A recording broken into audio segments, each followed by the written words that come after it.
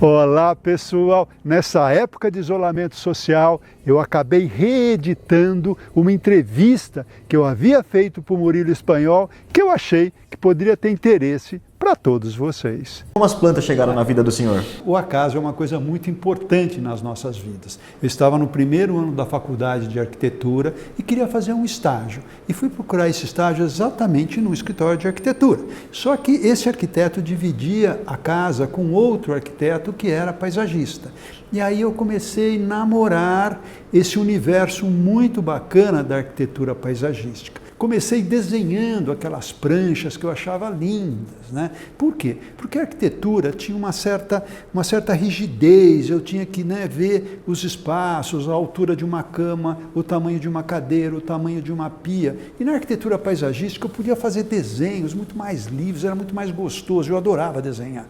Então eu comecei exatamente pelo desenho. E ali, esse escritório era do Luciano Fiaschi, e nós começávamos então a desenhar, e eu praticamente desenhava os projetos que ele fazia. E aí eu comecei a aprender nomes de planta, olha que engraçado. E depois eu vim a conhecer as plantas que tinham aqueles nomes. O que o senhor recomenda para quem está começando? Então, eu acho muito difícil você começar pelas plantas. Porque, veja, nós temos uma quantidade enorme de plantas, a nossa flora é muito rica, e se eu começar pelas plantas, sabendo plantas, conhecendo plantas, eu faço mais ou menos um paralelo de um poeta que quer fazer poesia e ele tem que estudar o dicionário para poder conhecer palavras. Essa poesia nunca vai ser uma coisa bacana, vai ser uma coisa forçada. Então eu acredito que o conhecimento das plantas, ele surja da necessidade que você tem naquele jardim específico. Quer seja um vaso, quer seja um jardim maior, quer seja uma praça, um parque público, mas vem da necessidade. E como é que você gera essa necessidade para você conhecer plantas? Eu acredito que a vegetação, ela tem volumetria, ela tem forma, ela tem cores, ela tem aromas, enfim, ela tem uma série de coisas que todas devem estar envolvidas para você usar a melhor espécie que resolva todas aquelas vontades que você tem no seu estudo, no seu projeto. Eu gosto muito de começar pela volumetria, porque a volumetria da vegetação cria os cheios. Os cheios, eles moldam vazios, e a gente vive nos vazios. Eu vou dar uma comparada aqui. Essas paredes são cheios que formam o vazio dessa sala onde nós estamos. Então, normalmente eu começo por criar bolhas de vazios. E como é que é a forma dessas bolhas? Essas bolhas são criadas pelas formas da vegetação.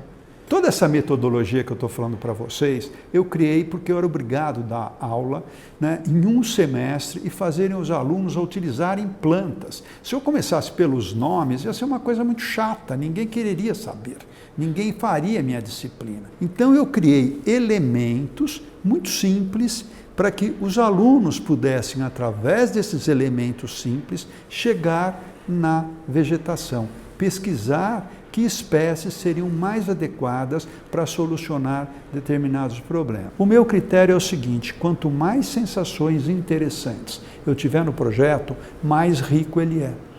Se eu praticamente tiver poucas sensações, esse projeto é pobre. Ele precisa ser revisto, ele precisa ser recomeçado. Tá?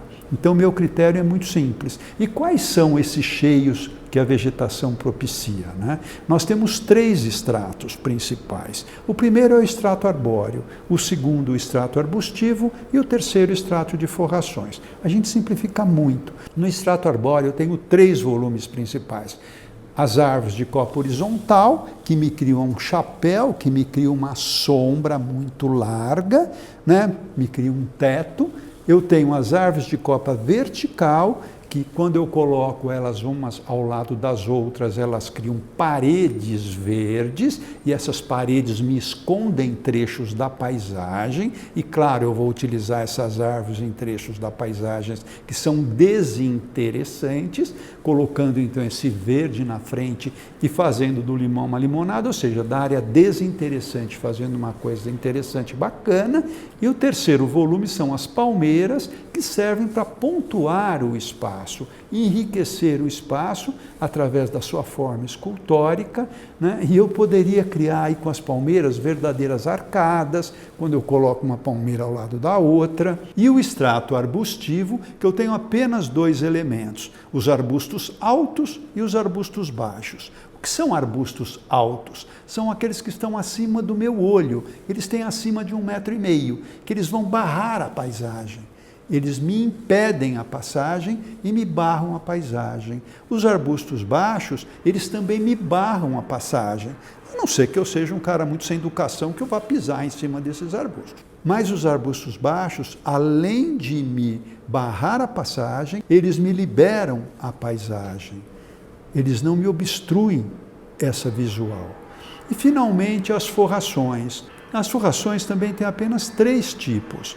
A primeira são os gramados, que são pisoteáveis. Eu posso andar, correr, deitar, brincar com o cachorro. A segunda são as forrações mais peludinhas, mais altinhas, que são aquelas que não permitem pisoteio, mas em compensação elas me dão cores, me dão flores, me dão texturas, né? E a terceira é a forração vertical, que são as trepadeiras. Enfim, com esses elementos eu consigo criar, vamos dizer assim, a paisagem que me interessa, sem saber absolutamente nada de vegetação. Após eu fazer o meu estudo utilizando a volumetria, eu vou colocar aqueles outros elementos da vegetação. Eu vou imaginar cores, aqui eu quero um vermelho, aqui eu quero um laranja, aqui eu quero um azul, aqui eu quero um rosa. Eu vou colocar paladares, aqui eu vou colocar uma fruta, ali eu vou colocar uma erva, um chá.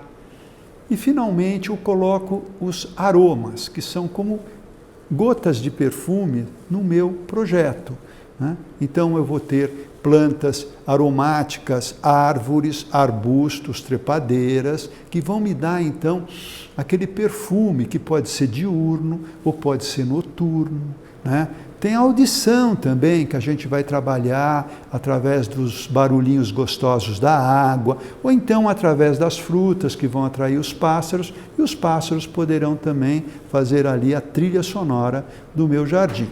Então, veja bem, eu acabei de colocar para vocês as potencialidades da vegetação que estão ligadas aos sentidos humanos. E por que isso é fantástico? Porque paisagismo é uma das pouquíssimas expressões artísticas, talvez a única, que você possa, então, enaltecer os 5 sentidos. Depois que você tem todo esse cabedal de necessidades, você vai procurar aquelas espécies que satisfaçam tudo aquilo que você propôs. Provavelmente você não vai achar essas espécies, mas você vai adaptar. Provavelmente vai ter uma planta azul que floresça no inverno e que tenha um perfume. Então, você vai ter que dividir aí o que você quer. Ou então, é o azul que você quer ou você quer a floração no inverno? Tá certo? Se você quiser a floração no inverno, talvez você precise de um ipê, que tem rosa, tem amarelo, tem branco, mas não tem azul. Se você quiser alguma coisa azul, talvez você vai entrar com um jacaranda, por exemplo, né? E talvez aí vai ser na floração no verão. Ou então eu tenho ali as quaresmeiras em roxo, enfim, que também é no verão, ou eu tenho as cássias amarelas, que também acontecem no verão. Então, em função daquilo que eu necessito, eu vou buscar através de bibliografia. Então, hoje, com a tecnologia que nós temos, é muito simples você conseguir plantas que satisfaçam todo esse processo. E, claro, visitas a viveiro, conversar com quem conhece plantas, verificar ali quais são as plantas que funcionam mais, que são mais rústicas, aquelas que são mais delicadas. Isso tudo você vai ter que ir aprendendo na prática. Mas a minha ideia é sempre que a planta é uma consequência de uma necessidade do projeto. Porque eu acho que paisagismo está ligado a 3 tipos de sustentabilidade. né? A sustentabilidade ambiental, que é o que todo mundo fala, que nós precisamos melhorar as condições do planeta, né? A gente sabe que essa questão ambiental é uma questão séria, não dá para brincar. Mas eu também acho que o meio ambiente inclui as pessoas.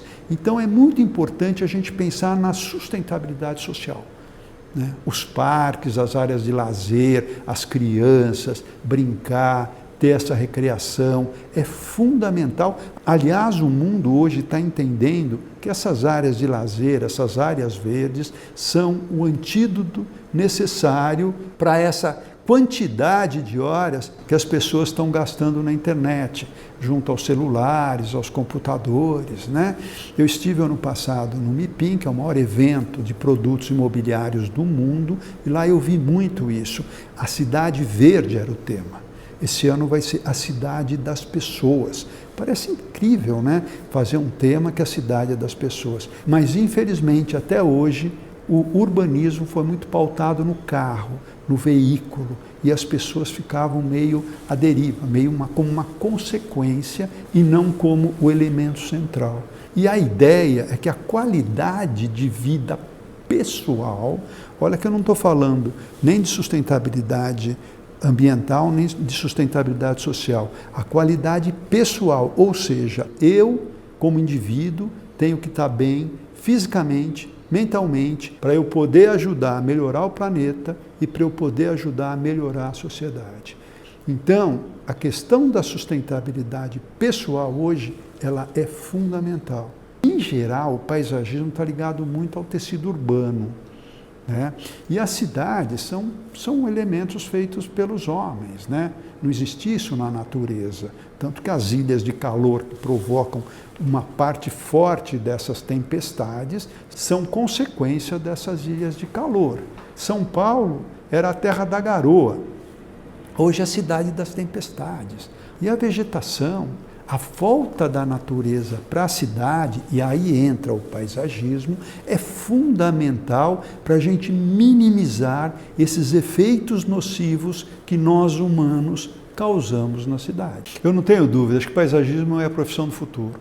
No seguinte sentido, as cidades estão precisando disso, as pessoas estão precisando, e quando as pessoas precisam, alguma coisa acontece para que isso se realize. As cidades foram se expandindo e foram acabando com a natureza. Infelizmente, isso aconteceu. Hoje, os processos urbanísticos estão mais preocupados em preservação, mas isso é uma coisa relativamente recente. Então, trazer a natureza para as cidades, mesmo nos pequenos espaços que ainda restaram, isso é fundamental. Então, na época que eu comecei, realmente falar em paisagismo era um absurdo, assim, né? O arquiteto já era chamado de empregado da madame. O paisagista, então, era o ajudante do empregado da madame. Quer dizer, isso era muito difícil, né? Eu tive a sorte de, assim que eu comecei, fazer, por exemplo, o projeto do Parque do Jaraguá, mas só que esses projetos de parques, que são muito bacanas, eles são raros, tá certo? Infelizmente, eles não acontecem todo dia. Então, para mim, era muito importante trabalhar com espaços mais coletivos. E eu comecei, então, a ir nas construtoras, batia lá a palma, né? Não tinha, praticamente só tinha telefone, a gente agendava antes, às vezes, ou então sentava na cadeira e ficava esperando horas para ser atendido, às vezes nem era atendido, e de repente a gente ia conversar então com o dono da construtora. E aí os edifícios, as construções estão praticamente feitas, e na cabeça deles paisagismo era colocar uma plantinha para dar um enfeite. Eu comecei sim a pegar esses trabalhos e no processo do trabalho explicar para os construtores, né, que ele poderia ter um playground melhor na face leste, por exemplo, aqui no sudeste, que nós precisamos de sol, que se o prédio ficasse um pouquinho deslocado, eu conseguia ganhar mais uma quadra, que era importante na venda do produto deles, que a piscina, se ficasse um pouco deslocada, ela podia pegar mais sol. Enfim, a gente foi dando dicas e eles foram entendendo que aquilo era uma coisa interessante. Até que uma vez, um grande construtor me perguntou: como é que você pode agregar valor nos nossos produtos sem agregar custos? Isso para mim veio como, sabe, uma grande bofetada. E eu olhei e falei, olha, acho que você chamou a pessoa certa, acho que nós podemos agregar tudo. Porque é o seguinte, o paisagismo não vai agregar mais custos do que você já tem, só que hoje você enxerga paisagismo como colocar algumas plantas no jardim como elemento que é um enfeite. A planta pode ser sim um elemento estético importante, mas isso só vai ser percebido depois. O processo da sua venda passa pela mulher, pela mãe, que é quem decide a compra do imóvel.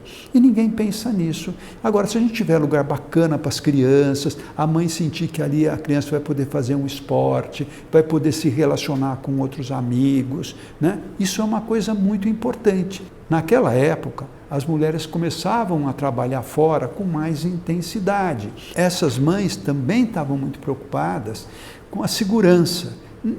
Tanto a segurança, entre aspas, do ladrão que poderia entrar, e por isso ela saía da casa, mas também com a segurança do filho que ficava meio preso dentro desse ambiente, porque na época, olha que interessante, começaram os transplantes de órgãos.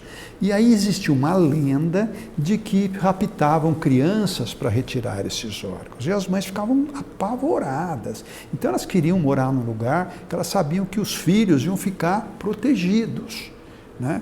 E o que a gente então mostrou e o que a gente vendeu foi o seguinte, já que as pessoas moram, né, em gaiolas, naquela época chamavam que apartamento eram gaiolas, tá certo? Vamos fazer uma gaiola maravilhosa. Tá certo? Vamos fazer uma gaiola fantástica que as crianças e os adolescentes vão adorar morar. Isso tudo começou a soar para esses empresários que paisagismo poderia ser uma coisa interessante, de baixo custo e que poderia agregar grandes vendas. A vegetação em espaços internos, ela é fundamental. Né? Principalmente porque quando você as tem muito próximas às janelas, tal, elas criam, né, elas filtram essa luz e aparecem muito no ambiente. Isso já está provado, gente, não é o que eu acho, está provado que a vegetação melhora o humor, melhora a qualidade de vida das... Por quê? Porque nós somos animais, só que a gente é racional. Mas a gente veio também desse jungle, a gente veio dessa natureza. Então renegar isso é você renegar o seu DNA. Quer dizer, é impossível. E é burro, quer dizer, não precisa. Né? Então, isso está sendo revisado, inclusive em hospitais, tá certo? Hoje, áreas inteiras dos hospitais estão sendo revisadas, né, para trazer a natureza, porque está provado que os doentes, né, que saem, tomam ar, tomam vitamina D na pele, que é o sol, simplesmente o sol, que é uma coisa tão simples, né?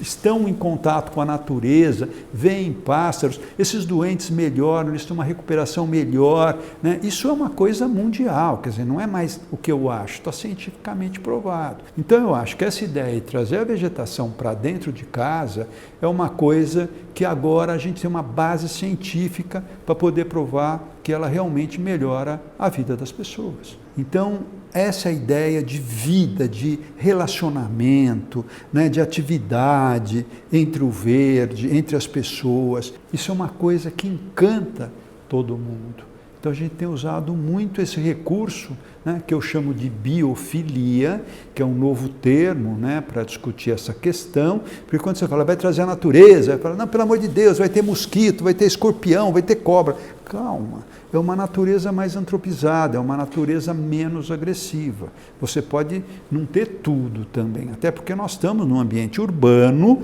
não podemos esquecer disso, e esse ambiente urbano ele já foi muito alterado pelo homem. Agora, se não for um jardim que as pessoas gostem de usar, ele vai ser um jardim para ninguém. Ele vai ser um jardim que só vai ajudar a questão ambiental, que é importante, mas é importante que as pessoas gostem. Então, no jardim, é fundamental que você tenha alguma coisa que chame a atenção. Uma das coisas principais do brasileiro é comida. Tá? O brasileiro adora comer em espaço externo, fazer seu churrasco, fazer, enfim, suas comemorações em espaço externo. E por que não? Né? Você usar também o seu jardim, né, para comemorar com seus amigos, comemorar a vida, simplesmente isso. né? Tomar alguma coisinha, comer alguma coisa, bater papo, se relacionar. No jardim é uma coisa deliciosa. Então tem um ambiente agradável para você poder estar, bancos confortáveis para você sentar, um local para você comer, por mínimo que seja o jardim, é sim sempre possível. E com isso, então, você criar um espaço delicioso e lindo. Porque se ele não for delicioso e lindo, as pessoas não irão. As crianças vão continuar com o seu videogame no seu computador, outros vão continuar com o seu smartphone na sala. Eu acho que o jardim sem gente deixa de cumprir uma função que é fundamental dele. Pessoal, fiquem bem, fiquem em casa e um grande abraço para todo mundo.